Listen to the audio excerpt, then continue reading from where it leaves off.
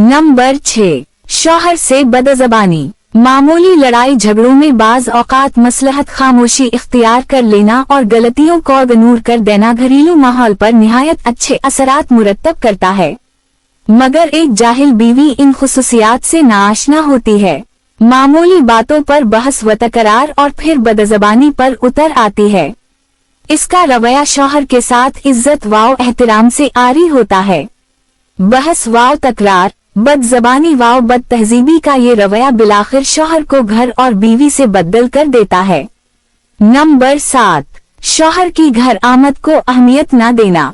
इस आर्टिकल को पढ़ने वाली तमाम खवातीन से मेरी गुजारिश है कि एक लम्हे के लिए जरा ये तसव्वुर कीजिए कि आप एक शौहर हैं जो अपने काम से थका हारा भूखा प्यासा वापस आया है और आपकी बीवी ने ना तो आपकी आमद ही को अहमियत दी, ना आपके हाथों में पानी का ग्लास थमाया और ना खाने का पूछा।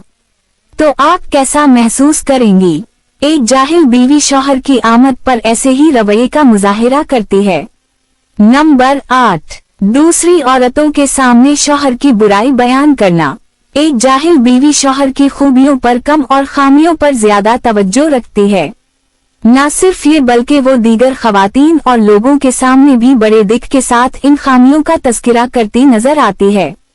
उसे इस हकीकत का शऊर ही नहीं होता कि शौहर की खामियों का दूसरों के सामने यूं बरमला इजहार इन खामियों को दूर तो नहीं कर सकता, हाँ मगर घर की फिजा में कुछ पेचीदगियां जरूर पैदा कर देता है। नंबर 9, शौहर के वालिदैन से बदतमीजी। शौहर के माँ बाप की इज्जत न करना और उनके साथ बदतमीजी से पेश आना जाहल बीवी की सबसे अहम निशानी है। ये रवैया घरेलू माहौल में अदम बर्दाश्त के अनासिर को जन्म देता है। नंबर 10, शौहर से ससुरालियों की बुराई और शिकायत बयान करना।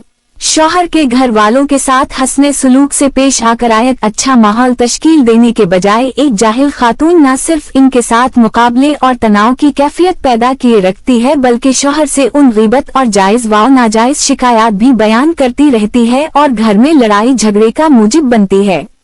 घर वालों के साथ छोटे छोटे तनाज़ात जिनसे समझौता करके एक सलीका शियार खातून खुशगवार ताल्लुकात को तश्कील देती है, एक जाहिल खातून उनको अना का मसला बना लेती है।